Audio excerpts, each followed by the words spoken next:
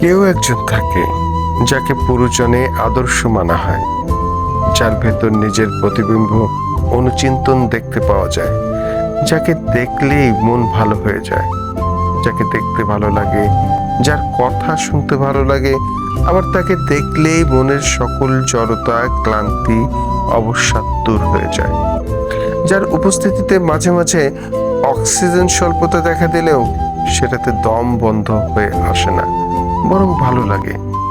এমন একটা মানুষ আমার জীবনে এসেছিল।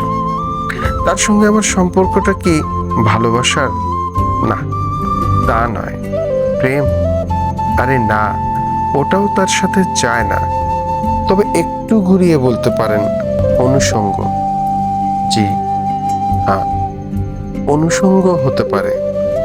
একে অপরের প্রতি সম্মানবোধ, ভালো লাগা, কাছে আসা, মন খুলে বন্ধুর মতো অবলীলায় কথা বলা, কিছুটা এমন।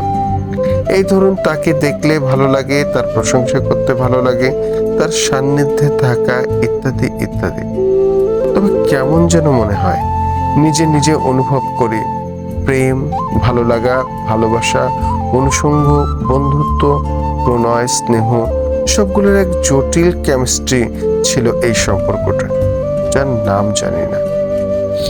আসলে কখনো নাম দেওয়া বা রাখা হয়নি, তাই হয়তো এই নিবিড় স্নিগ্ধ সম্পর্কটার নাম জানি না। তবে তাকে আমি ডাকি মেম বলে। সে আমার হৃদয়ের মেম। সে আমার চোখে স্বপ্ন মাখা রূপকথার রাজকন্যা, আমার মেম।